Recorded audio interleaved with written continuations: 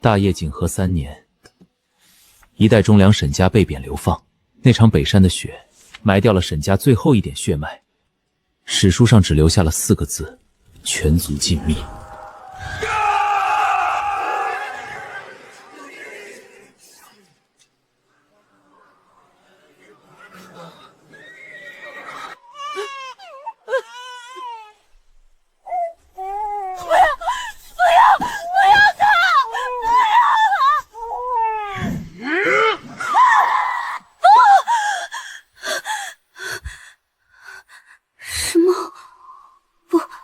真实了，难道是还没发生的未来？若天要亡我沈家，我便向鬼神贱命！这不是饼，这是转。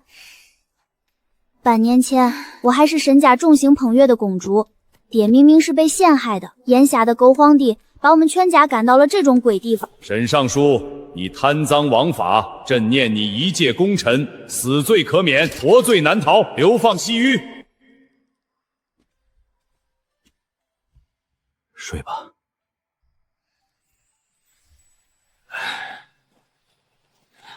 今日叫你们来，是想看看周边的县田。你跟来做什么？家里太无聊了，我也想跟爹爹一起看县田。你个姑娘家家的，这么冷的天也不怕冻着？别离开我们。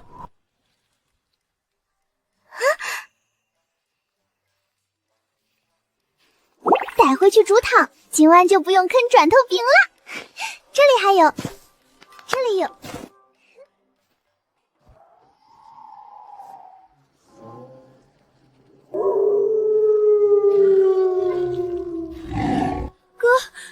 哥救我！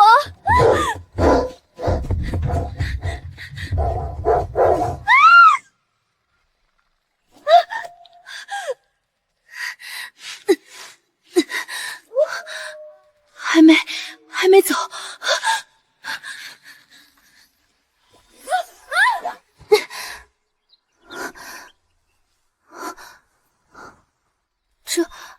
这是什么地方？这不是边城。树是绿的，风是暖的。我靠，搞 so play 来爬山？你好，怎么了？你是不是跟同伴走散了？先吃点东西。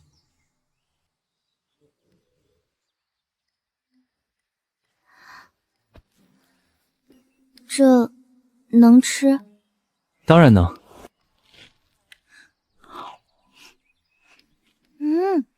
这个怎么像云一样软，还这么甜？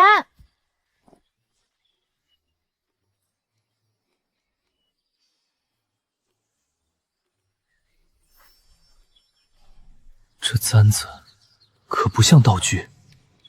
等一下，这个沁色和纹路，这不是仿制品，这是大雍朝的宫廷官造件。登徒子，把簪子还我！这里山路不好走，你一个女孩子不安全。我的店就在山下，要不你先跟我回去歇歇，等缓过来了，我再送你去找朋友。我叫林雨，你叫什么？本公主叫沈婉诺。我不会死了吧？到了天界，这里也太奇怪了吧！啊！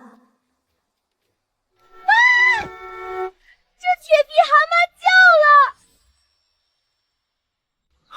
了！喇叭而已，不吃人。先坐好，带你去休息。里面还有些面包，你先填填肚子。啊！这铁牙咬得好死，该念什么驯兽咒？这叫拉练，物理学，不是玄学。进来吧。欢迎光临。哪来的妖精，还会口吐人言？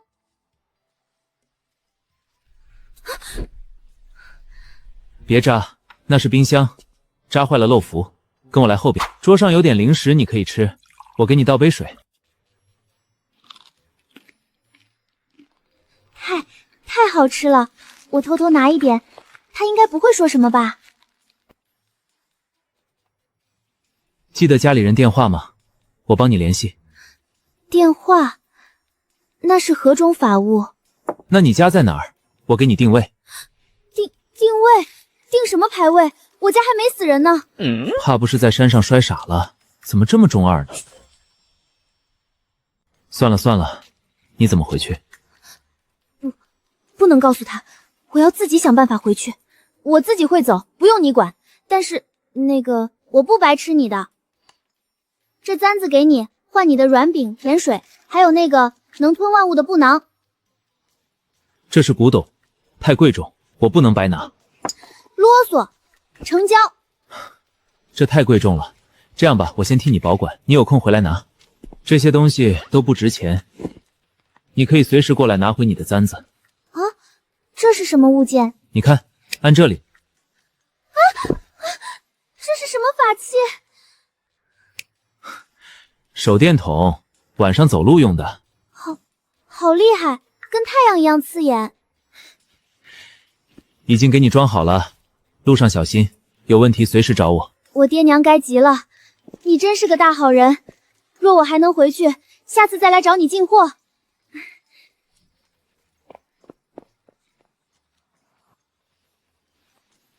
好奇怪的小姑娘，真像个古代人。这里真的不是梦吗？我还能回去吗？不管了，先试试。哎呦！真的回来了，这不是梦。你别突然恋爱。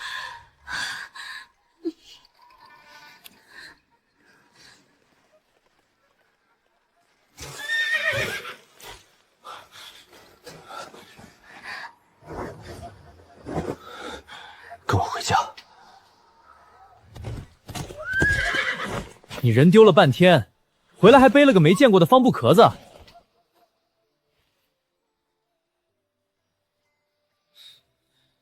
你这是去逃命了，还是去逛庙会？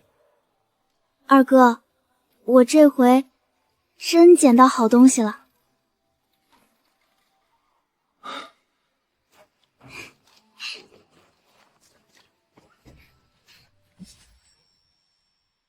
老爷，小姐还是没有消息。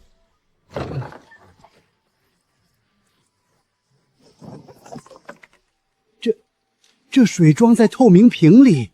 诺诺，这些玩意儿哪里来的？我怎么没见过？这玩意儿比京城锁匠还会咬。潜伏，带人出去，守住门，谁都不许靠近。是。胡闹！你去干什么了？现在一字不漏，说清楚。后山早上掉到后山的洞里，里面有片桃花源，东西就是那里面的人给的。这世上真有这样的地方？若不是亲眼看见这些东西，我也当他是在说梦话。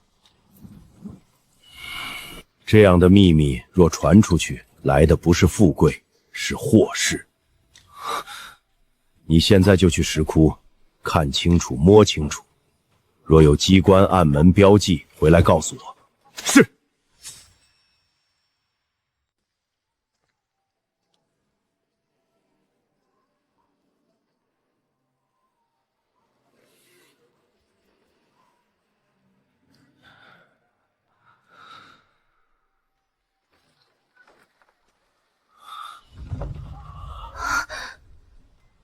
我看了3遍，洞里和平常无异，石壁石心，机关暗门一概没有。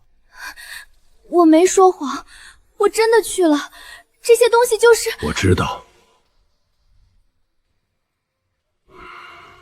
若你没说谎，洞里又无门无锁，那就只剩一个解释：那条路只认你。也就是说，沈家的活路，也许就在三妹身上。那你三妹出事了，你负责吗？从今天起，谁也不准提这件事。沈家这事儿，得让经理知道。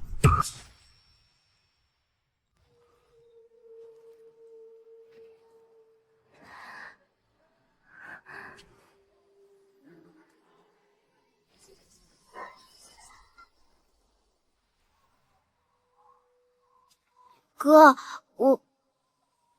我送你上山。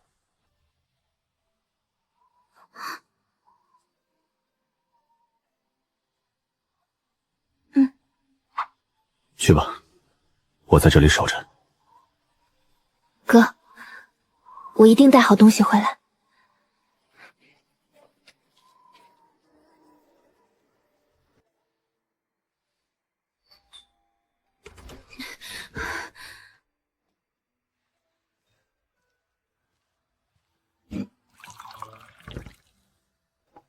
先喝口水。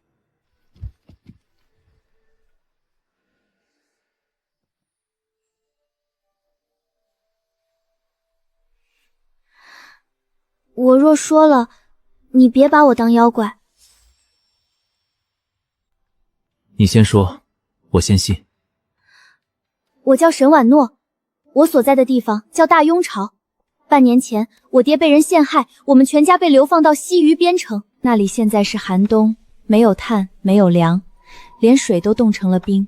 不只是我们家，那里的百姓也都在挨冻挨饿，熬不过这个冬天。我不是来讨可怜的。那个簪子很贵重，我想用它换东西，换御寒的衣物，换饱腹的粮食。不仅如此，我还要学法子。我不能次次只背着几块软饼回去，你能教我怎么做吗？大雍巢，这就对了。他之前的反应根本不像装出来的。我靠穿越这种事真被我碰到了，还有那只玉簪的失传工艺，以及这云锦的织法，逻辑闭环了。你想做一笔长期的双赢交易？对，交易。好，我接了。但在这之前，我需要确认一件事。你在干什么？这个匾盒子也能算卦吗？大雍巢沈尚书因贪污被流放西睢。婉诺，你刚才说你们被流放了多久？半年啊。我刚刚查了古籍残卷的电子库，虽然正史上没有大雍巢，但在野史孤本里有关于你们的记载。沈氏。野史记载，大雍巢流放西逼的罪臣沈氏，在流放半年后，于一场暴风雪中被边地乱军屠戮，全家满门抄斩，无一生还。按你们那里的时间，你们沈家的死期就在半年后。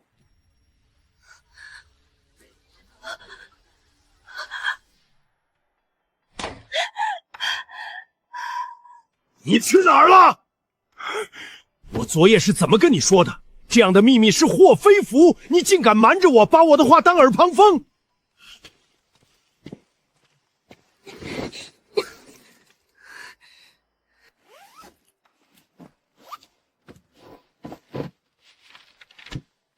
爹，我没把您的话当耳旁风，我是把咱们这一城人的难处看进去了。面包吃完就没了，靠那个救不了沈家。可这个法子能让洞底长出东西，能让我们活过这个冬天。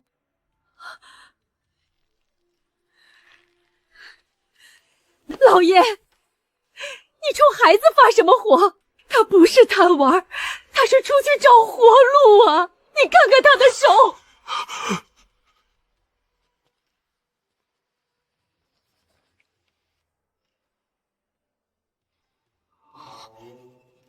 爹，这图纸绝了！价高方风，附魔聚热，分层保温，这逻辑环环相扣，这不是戏法，是实打实的办法。若真能在咱们院里试出一小块，边城的田有救了。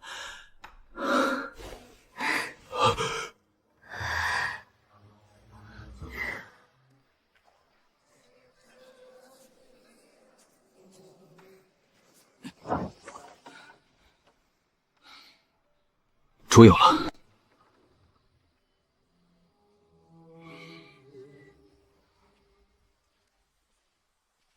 好，既然天要绝我沈家，我们就自己趟出一条路。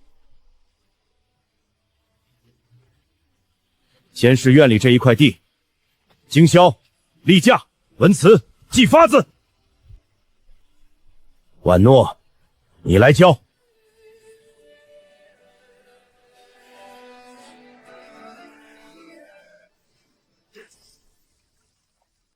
大哥，竹架不能立太直，得弯成个弓形，这样风从面上划过去，棚才不容易被掀翻。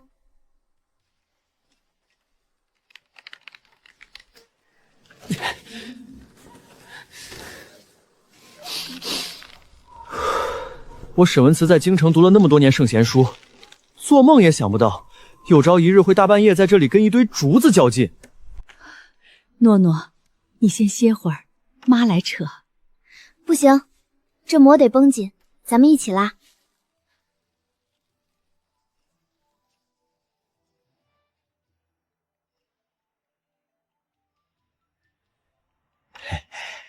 老爷、少爷，这大半夜的，老奴也来搭把手吧。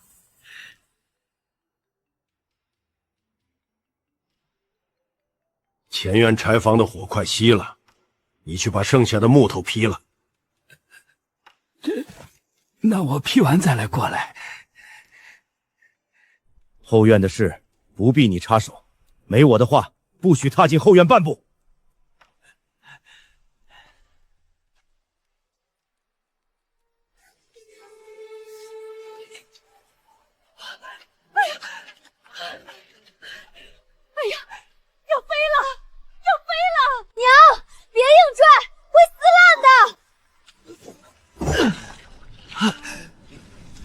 风大的地方别跟风硬拽，先让他没缝可钻。大哥，把风口那边压低半寸。二哥，别管顶上了，把底下的缝死死封住。快点，再快点！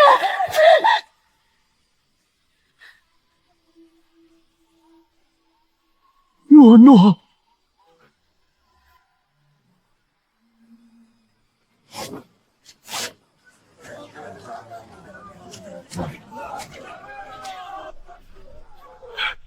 别慌，照诺诺说的做，埋边。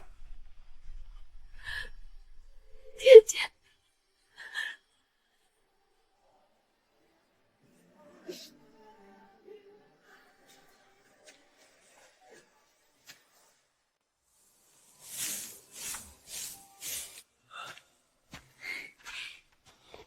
爹娘，你们进来感受一下。这里头竟不觉得动骨头了。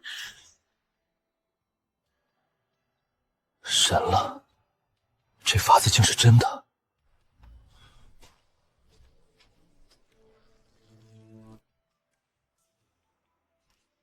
天不绝我沈家，有这暖棚便能种出菜，便能活。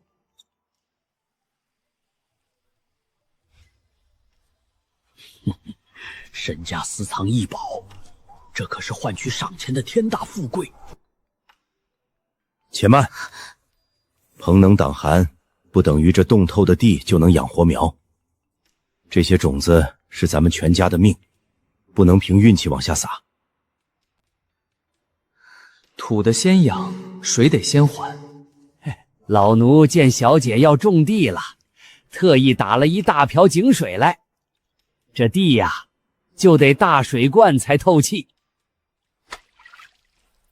老钱啊，你浇这么大一瓢，是想种菜呢，还是想把这些金贵的种子直接邮到城门口去？二少爷真会说笑，老奴这就退下，这就退下。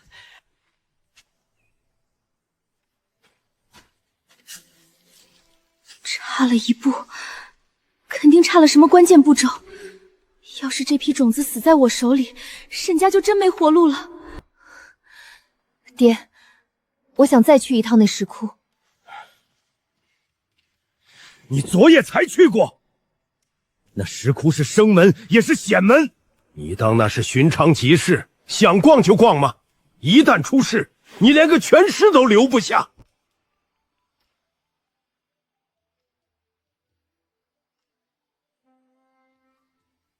爹，我不是贪新鲜去玩，我是怕拿咱们这一成人的盼头去试错。这法子我记漏了细节，差之毫厘，谬以千里。我多去问一步，咱们就能少死一把种子，就能多活一条命。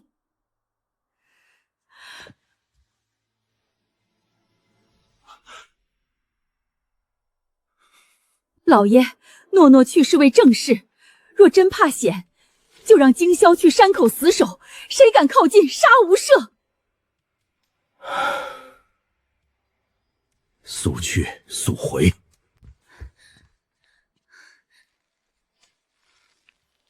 林雨，不行，土缓了，棚搭了，可我不敢种。催芽怎么弄？我怕把种子沤烂了。别急，这土质拌了草木灰，能用。你没急着下种是对的。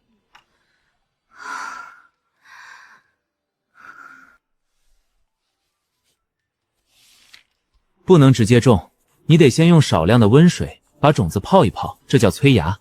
看到种子发胀了，再下到最细的土里。只要照着图，每一步比昨天更准，就够了。另外，别直接往大棚里种，先用育苗盘育出一小撮，活了再移栽。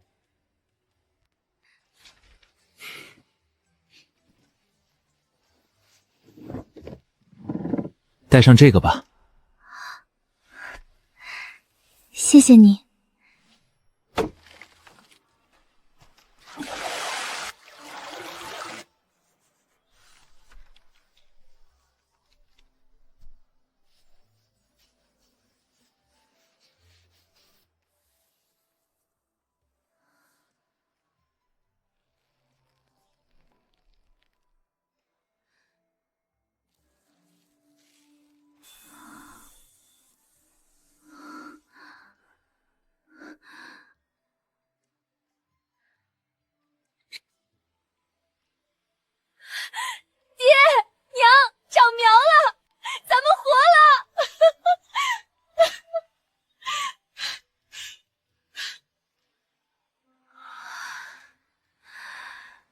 这么冷的地方，真能长出这个颜色，这日子真能往前走了。前府，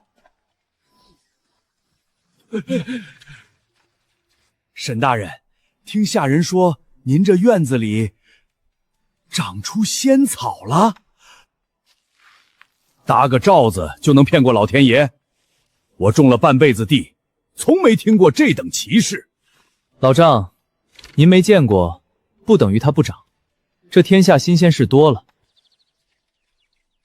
太阳出来时，先开一点草莲透气；午后太阳落了，就赶紧收回来捂严实。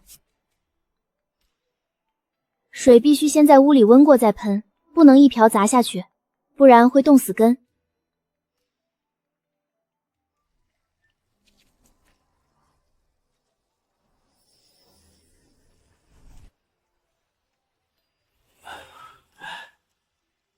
让隔壁老李家的孩子先尝尝。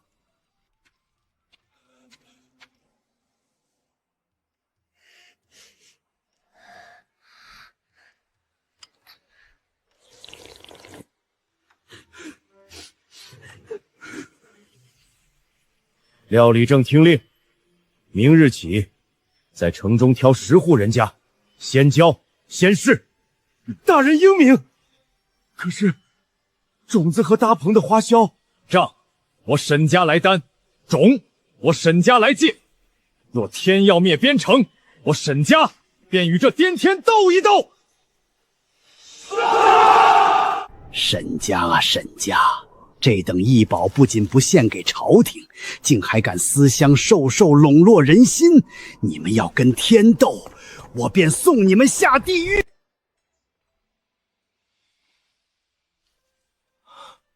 好，好，好，这法子真能给西偏带来希望，天不亡我边城。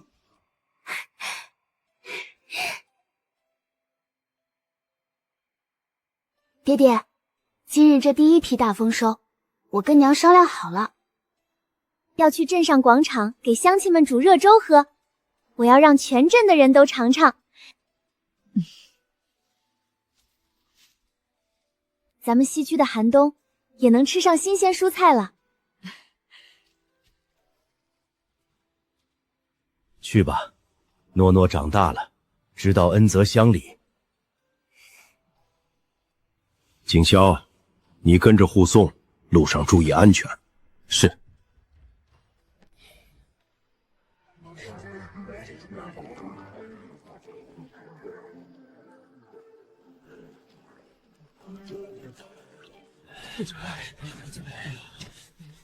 哟，这时节这鬼地方还能有这么水灵的菜？别是好看不好吃，吃下去要人命的毒草吧？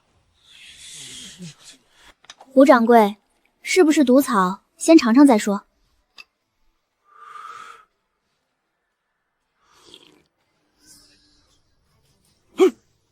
小丫头，你这什么神仙菜？别施粥了，后头还有多少？我整筐收，价钱随便你开。胡掌柜倒是好算算，诸位今日运气好，这叫冬日头一口清。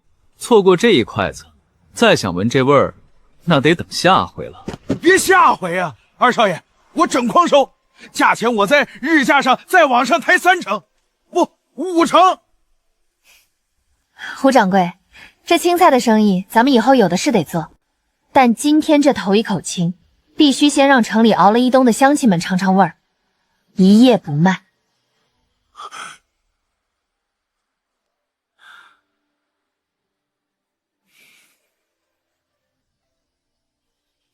沈小姐高义，那胡某就先排个号，下批菜胡某全定了。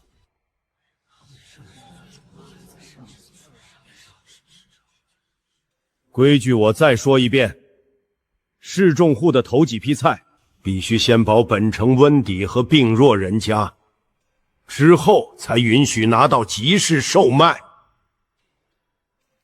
凡是来学这暖棚之法的，一律按登记顺序交，不许插队。谁敢趁机哄抬菜价，断其种苗，绝不姑息。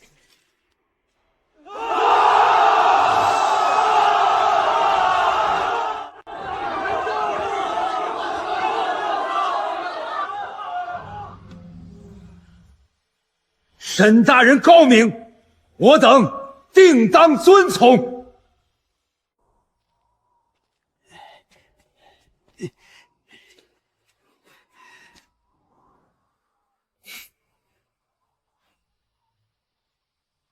哟，老钱，忙着呢。二少爷，老奴来寻把扫帚。正好，我那屋的火盆灭了，借你的火镯子用用。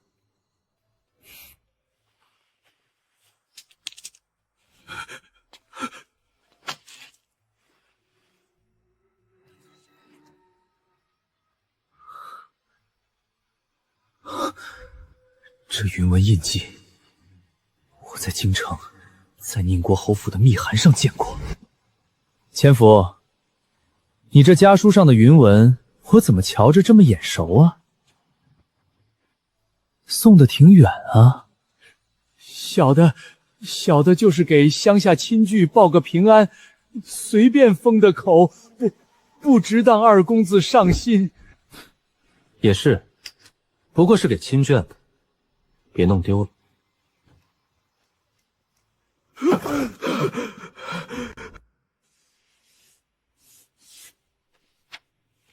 爹，大哥，这印子我绝不会认错，是京城的线。潜伏这只老鼠，已经把咱们的底细往外递了。查，但绝不能惊动他。单凭一块火心定不了他的罪。若现在打草惊蛇，反而断了他背后的线。我不管什么线不线，我就怕他伤了诺诺，绝不能让他再沾诺诺的任何东西。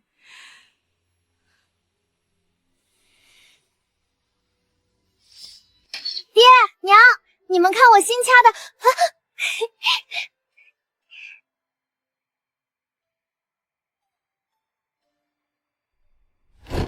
没事没事，诺诺，就是家里最近出了只老鼠，正商量怎么下夹子呢。老鼠嘛，多放几只夹子，总能夹住。爹，咱们的菜越长越好了。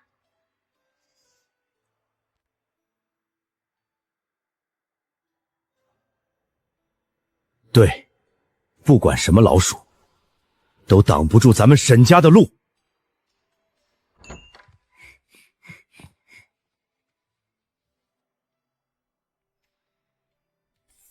林雨，长出来了，不是一颗，是一大片。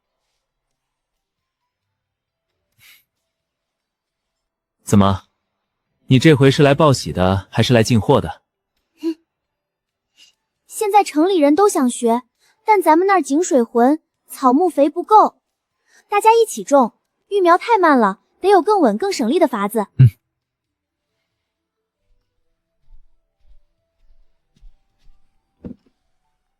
编成水浑就自己做个净水层，底下垫布，中间放碳吸毒，上面铺沙绿泥，水先沉，再滤，再烧，别图快，病都是从省这一步来的。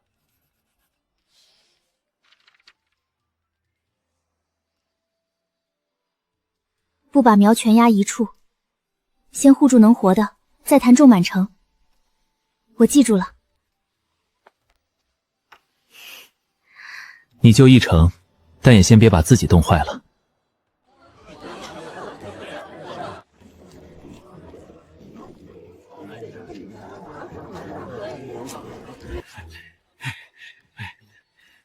沈姑娘，今儿你不卖，我认。可明儿无论如何总得给我留2筐了吧？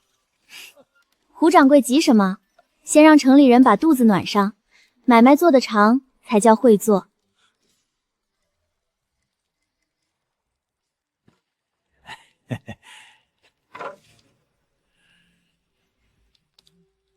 料理正，三妹今日新带回一包极耐寒的金桂种子，今夜我会亲自把东西挪到旧仓，免得放在府里人多眼杂，招了贼。二公子，3更天还搬东西，这天怪冷的，要不老奴替您去守着。正因东西金贵，才得晚些送，我得亲自盯着。你好好在府里歇着。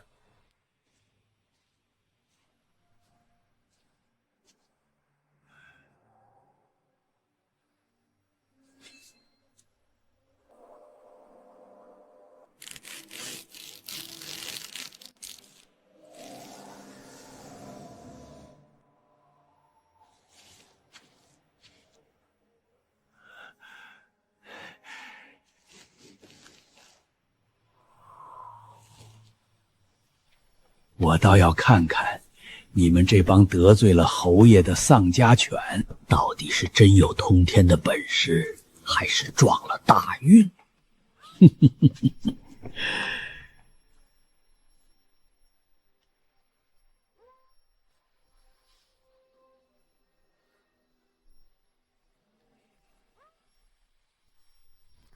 别过来，先别踩旁边的土。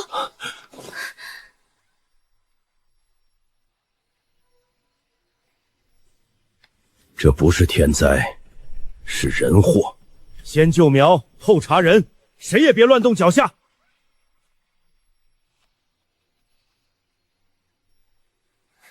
爹，不是霜，是粗盐。活苗先挪到背盘，表层坏土全部铲掉，千万别用冷金水猛冲，水必须温过再洗根。我来搬水。哎呦，我的老天爷呀，这可怎么好？怎么会这样？大少爷，您歇着，老奴去井边再多提几桶水来。都听三姑娘的指挥，先救苗，别在这时候抢着表忠心。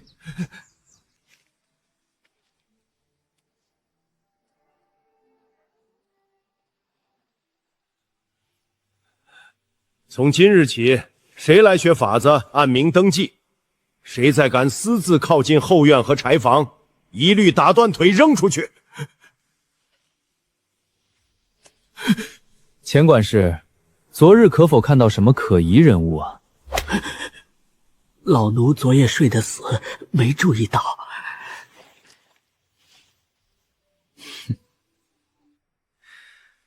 白天我故意放出风声，说真正的育苗图纸在三妹手里，今晚要去后山换新苗。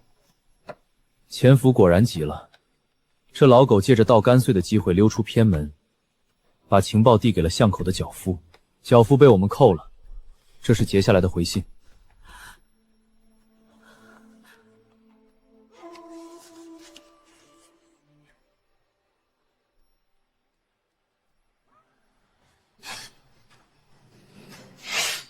敢把手伸到我女儿身上，她这条路就走到头了。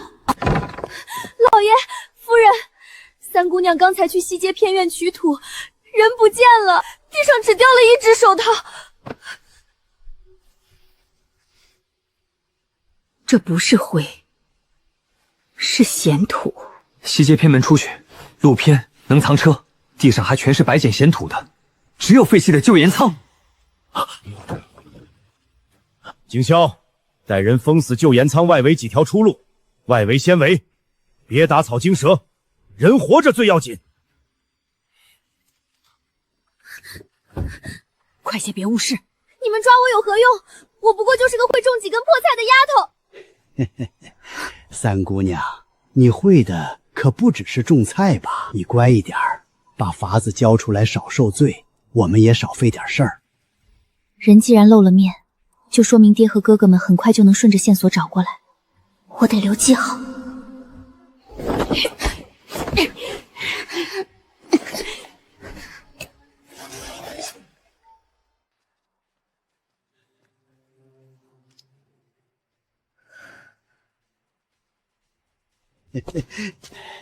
少装傻！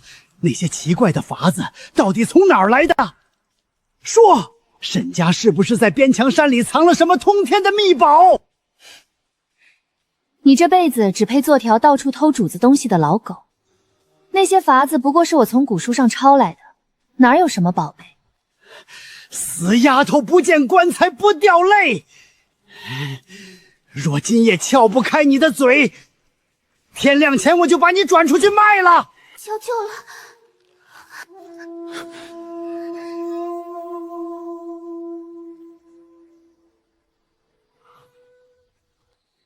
那是诺诺常拿来企业照露的物件反光，人就在里面了。那老狗不是想要法子吗？我这就进去，好好陪他聊聊。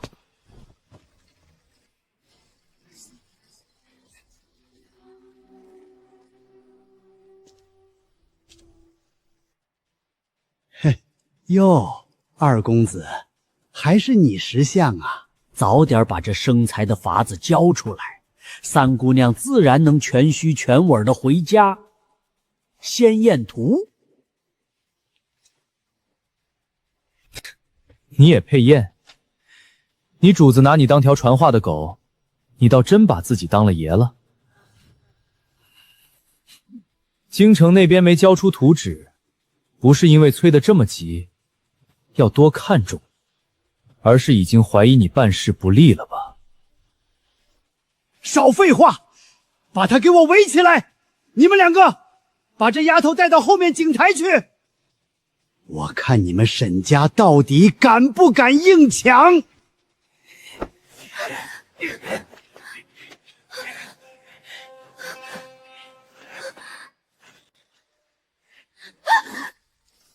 潜伏，你若真想活命，就把我放了，不然咱们都得死。闭嘴！再拖，今天谁都走不了。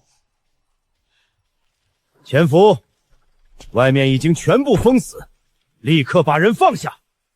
老夫念你一场主仆，还能给你留个交代的机会。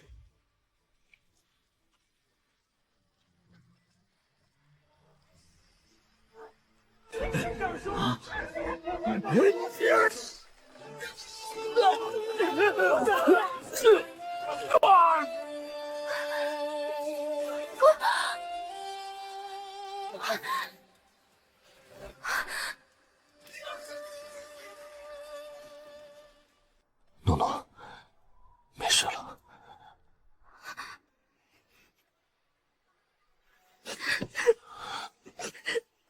哥。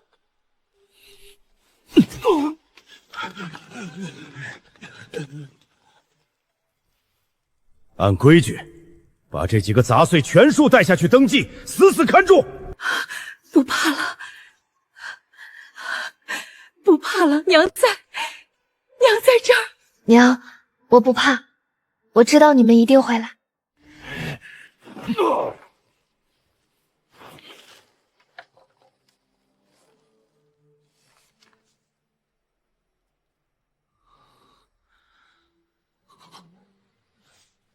潜伏，你不只是京城的人，你这老狗还私通外蛮！先押回去，关进地窖，按规矩死审。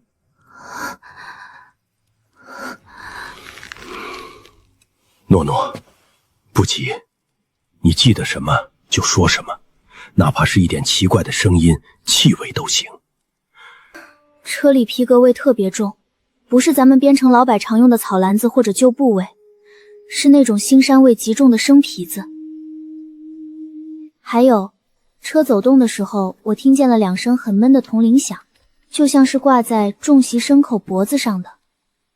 最重要的一点，快到旧盐库的时候，我听见外头有个牲口音的人对潜伏说：“天亮前过柳坡。”后头的人就接上了。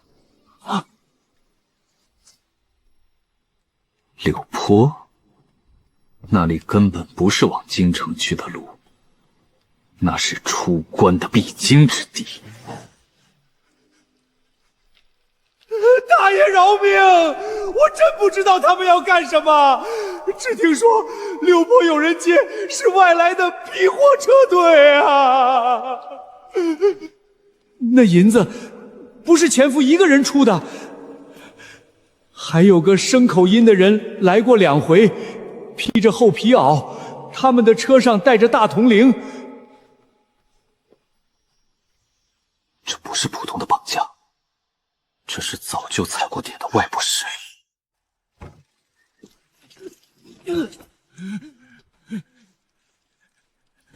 老爷，我真的只是一时糊涂起了贪念，收了京城那边的银子，想探探咱们家到底藏了什么。绑三姑娘只是想吓唬吓唬她。哼，吓唬她？京城你盯沈家，境外那伙流窜的悍匪让你接人。钱管事，你倒是2头吃得挺香啊。二公子，您说笑了，什么境外悍匪？那不过是路过柳坡的普通商队。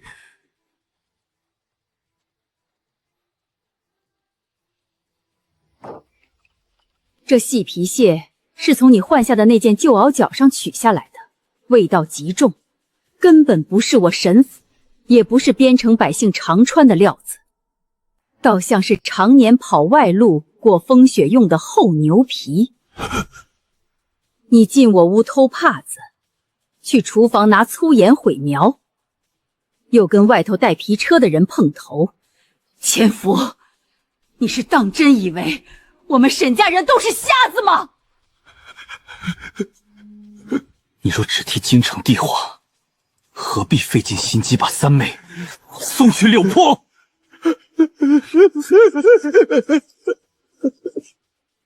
你若只想探我沈家的秘宝，何必让那所谓的皮货车踩遍边城的废井，踩暖棚，踩西门的防线？他们要的从来都不只是我沈家的命，是整个边城的命。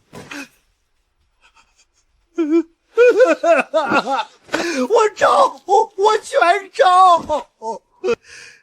我原先确实只是京城安排在沈家的眼线，盯你们是不是还有翻身的机会。可是边城暖棚一成，洞采一出，城里的上路活了。我动了贪念，私下联系了一只常年伪装成皮货商队的流窜匪火。经理那位要你们沈家永远翻不了身，外头那伙人要劫粮要种子，我只是个传话的呀。老夫不听废话，他们什么时候动手？他们说这2天就会借着商队的身份试探进城，若摸不清，也会先毁了全城的暖棚和旧井，让边城自己乱起来，他们好趁乱打劫。大人，出事了！西南驿道刚到了一支陌生的皮火车队，他们说是走风口迷了时辰，求我们在外仓借宿一晚。可是他们报的人数和车轮压出的泽印重量根本对不上。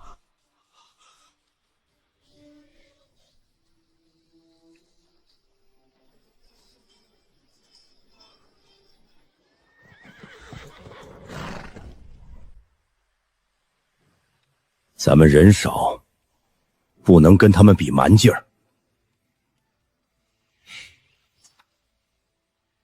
既然他们图的是利，那咱们就把这座城做成一口崩断他们大牙的硬骨头。连菜苗也分，主苗、备苗、种子各放一处，他们就毁不干净。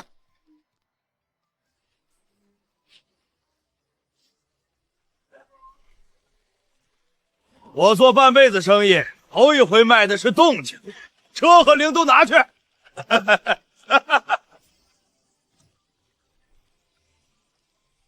只要能把这城护住，我这点货想一晚上都值。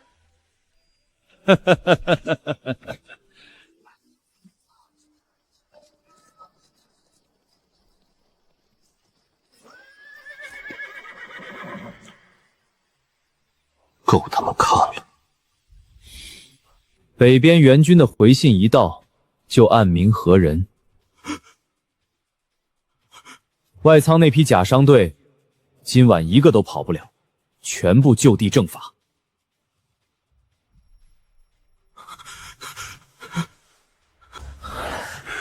这城不对劲，这根本不是空城，像是早就调了重兵等着咱们来钻。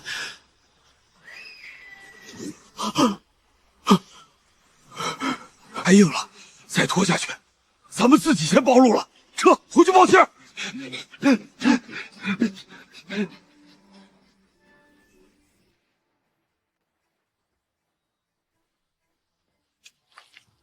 人数极多，这回只是侥幸下走，不是真守住。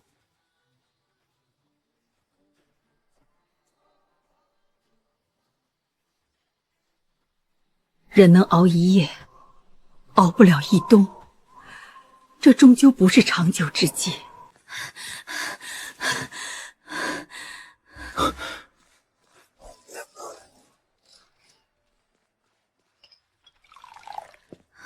先喝水，别慌，怎么了？我们抓了内鬼潜伏，但他交代外头还有大队悍匪。他们昨夜摸了暖棚、旧井山口，城里肯定还有另一个内鬼在接应。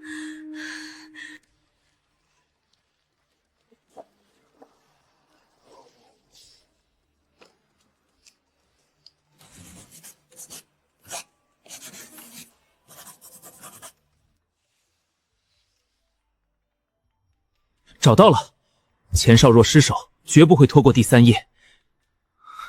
他们最常选的突袭时间是换风后的子初，因为这个时辰守城的人最疲，内焰也最容易动手。今晚子时，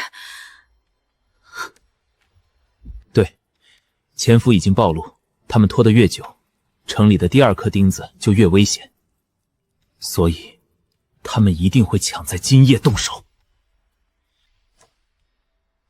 旧案里写得很清楚，这种团伙安排的第二颗钉子，绝不会是掌帐式的大人物，而是临时更夫、仓夫、搬运帮工。是陈贵，昨夜外仓换灯的是他，今早追着问两种去向的也是他。不能现在抓，一抓，外面就成了乱咬的疯狗。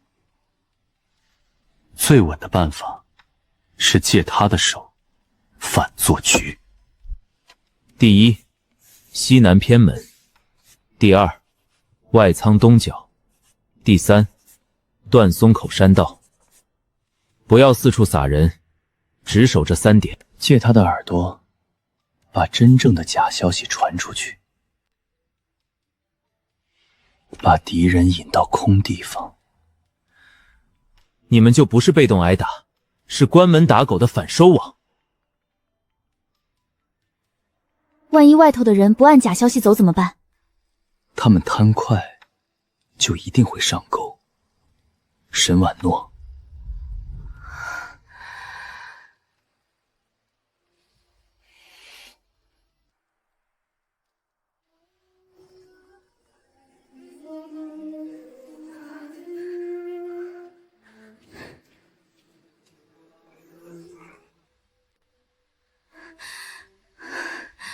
不用猜了，今夜子时，外敌必来。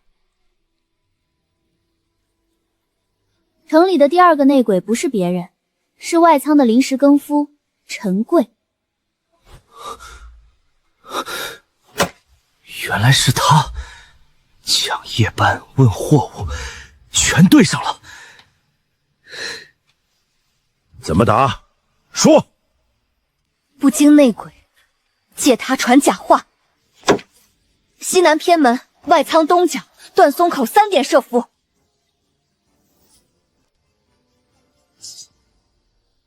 孩子老人，立刻退守献学内院。好一招关门打狗！文慈，你去放话。景霄，你带死士守偏门和断松口。夫人，献学那边你去。孩子老人我来带。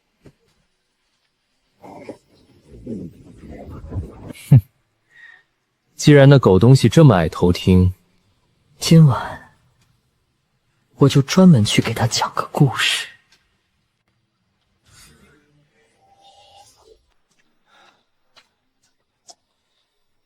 外仓东角那几袋真种子，子时前一定挪好。山口那边人少些无妨，先紧着种子。林雨说的对，子时前后，他一定会动。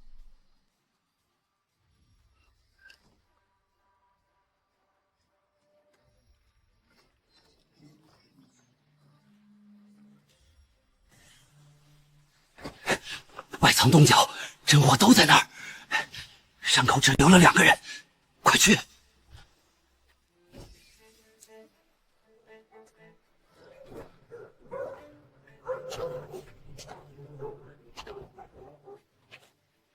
你这门开得正好，陈贵等你很久了。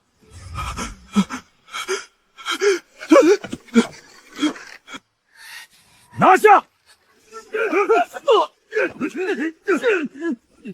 偏门封死，外仓那边按原计划收口。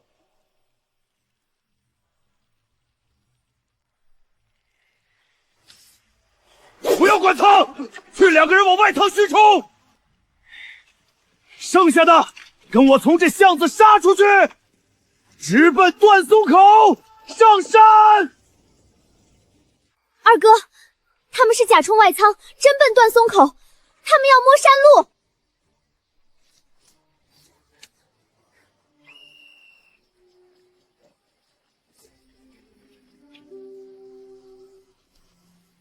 滚开！不然老子今夜先折你这条命！敢动我沈家的人，敢碰这座城，你先过我这一关！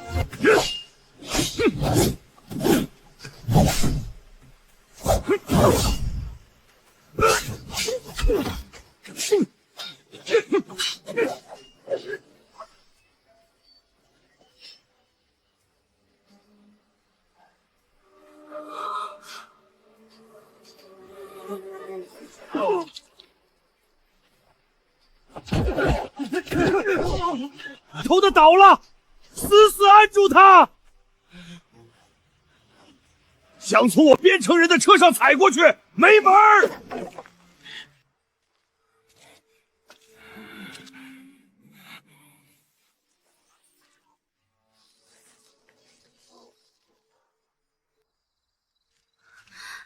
他们今夜真正想探的不是粮，是山里那条路。这画的是断松口后面的岔道。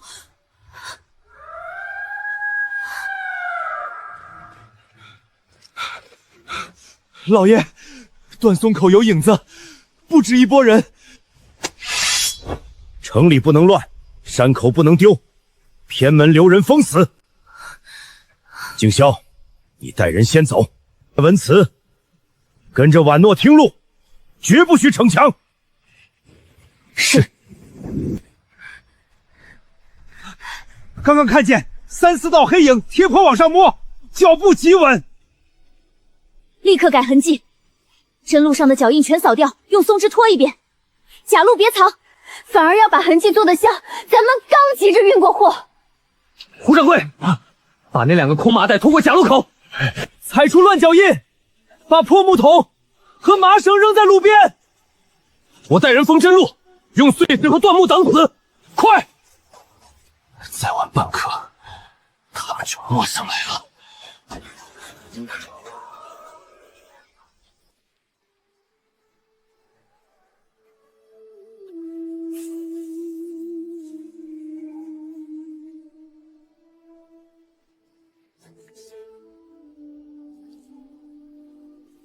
等等，这山里有人比咱们先到了一步。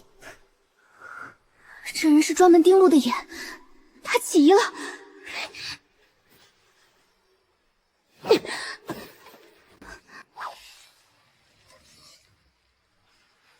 小心！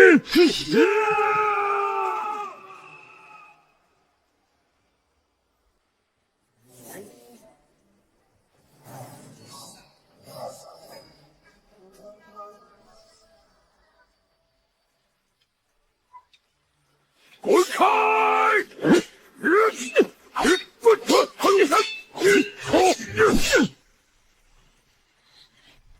你今晚哪儿也别想报！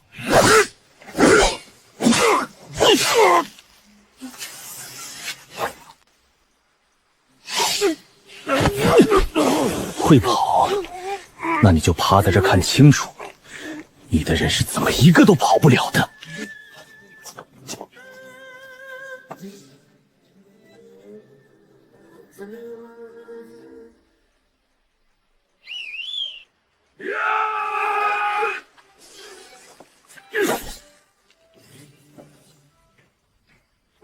找种子是吧？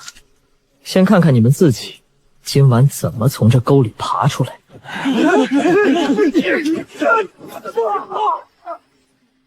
打！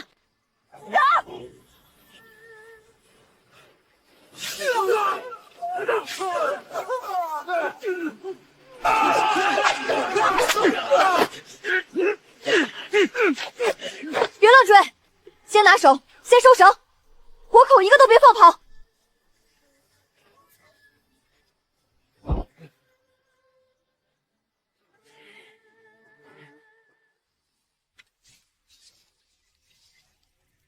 这薛底的红土是靠南易到的。银墨，这不是今晚的时辰，这是天亮前的接应信号。你们这城藏的确实深，可可那又怎样？有人早就把你们这儿的命路全卖给我们了。你们以为抓了我一个就能活过今晚吗？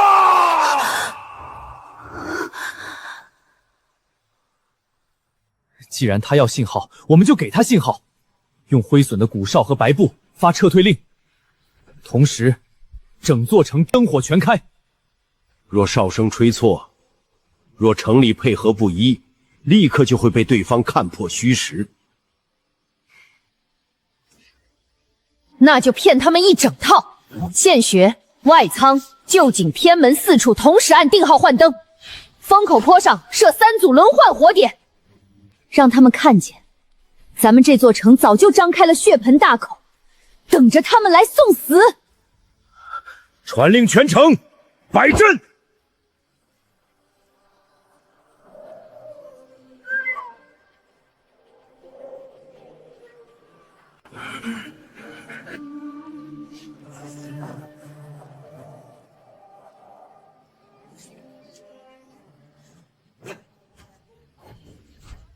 你可以不说，但你的人如果因为你慢了这半刻，把命全插在我们这里，那也算你这当探子的本事。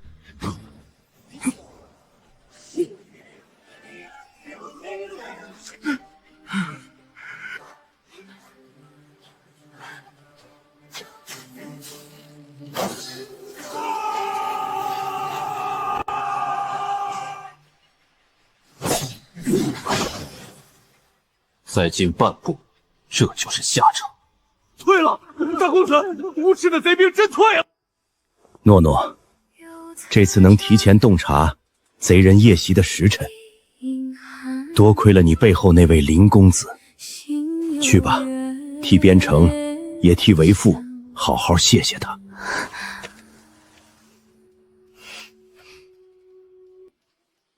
他救了我们全家，甚至全边城人的命。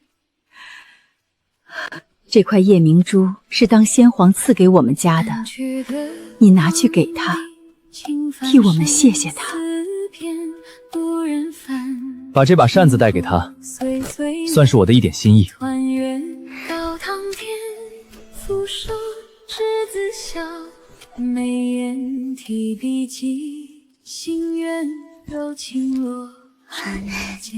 爹娘，我这就去。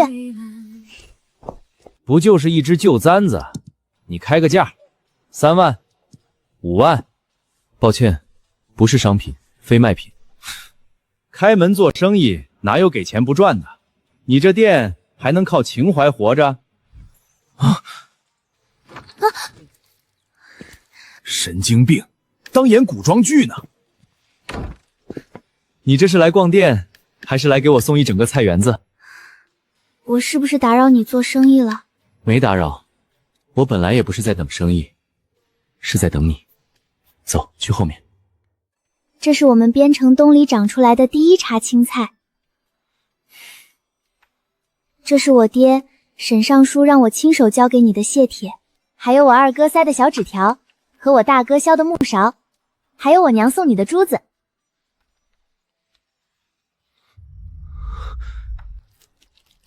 昨晚边城的事很凶险。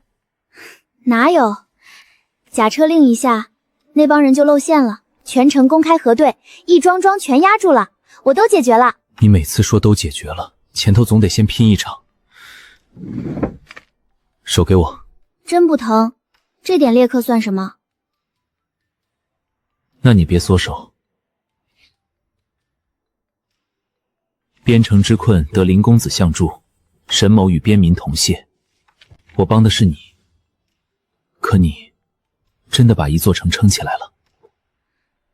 别夸了，你看这个，这是从外敌身上缴来的遮线图，他们一直盯山路、旧井和暖棚，我觉得我们不能只靠守，得主动出击。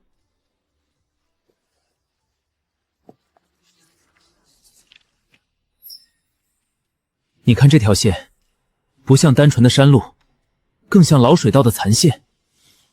婉诺，你们边城不只能种冬菜，春天一到，可能还能引水灌溉。你的意思是，春天能修渠？如果能引水，边城就活了。那这条线是不是能接旧井？春天是不是得先清淤？怎么了？我哪句说错了？沈老板，边城今天停工半日，不许谈正事。我不是不想玩，我是怕回去之后忘了。万一少问一句，春去就慢一步。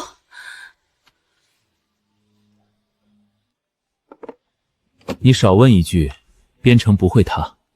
可你再崩一天，人先累垮了。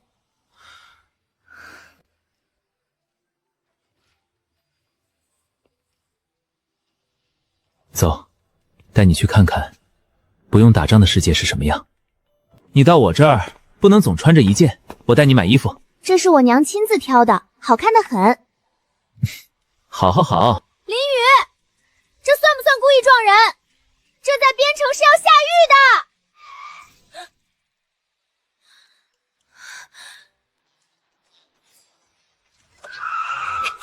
你敢偷袭我，看招！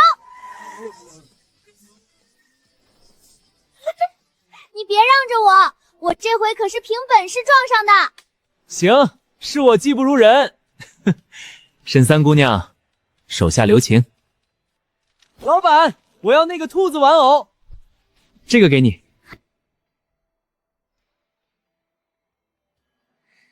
原来，真的会有人为了让我高兴，去赢一个没什么用的东西。我以前总怕边城冬天太黑，现在觉得灯也可以点点种出来，就像这地上也能养出星星。会有的，不是天上掉下来，是你们自己点起来。这肉怎么切不碎啊？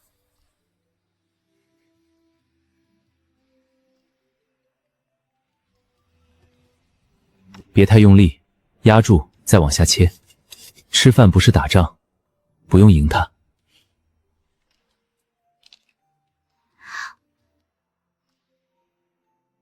我总是这样，吃到什么好东西，都先想带回家，给我娘，给我哥。我知道，所以我给你多装了一份。林雨，我每次来找你，原本都是为了事，可后来好像，只要看见你，我就先不慌了。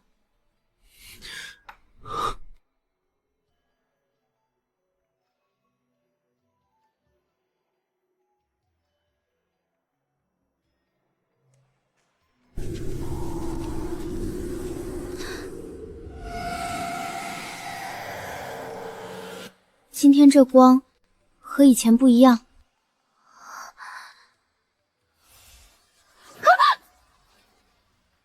文诺，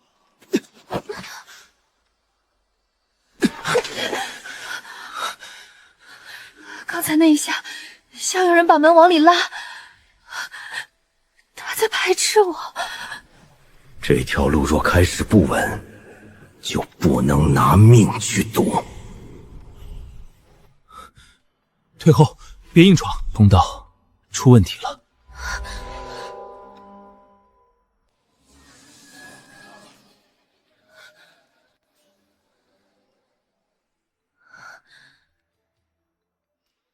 今天真回不去了。今天太危险，明天我们再试试。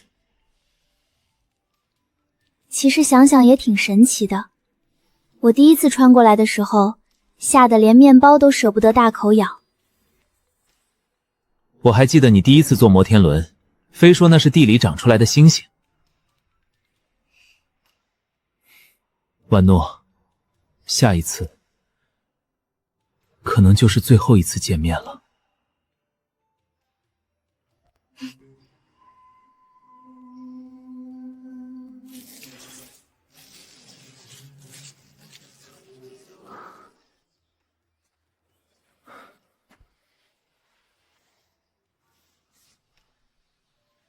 都带齐了，回去之后按着图纸走，第一道渠应该能在开春前通水。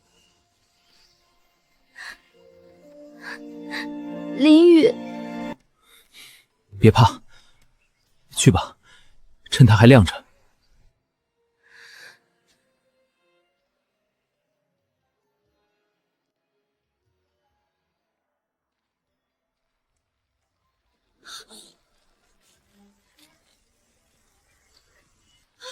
怎么回事？石头在长出来！婉诺，别停下，往前跑，快跑啊！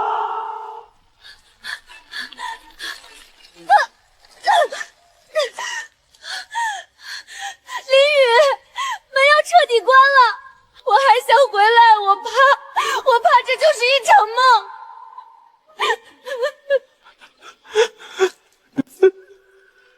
婉诺，听我说，不要怕！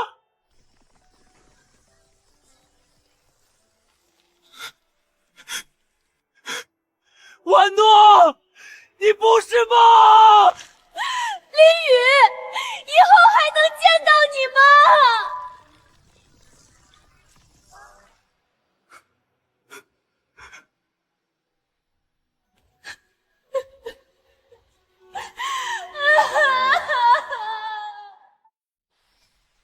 从那以后，石窟再也没有出现奇迹，像是命运本该如此。但是他的法子让我们种了新菜，通了水渠，修了新路，编程也越来越好了。每月空闲，我也还会回到石窟怀念我们的过去。林雨，今天城里的主街铺完青砖了，就算下雨也不会再脏了鞋袜。水渠也通到了最远的农田，大家都吃得很饱。你那边现在是什么天气？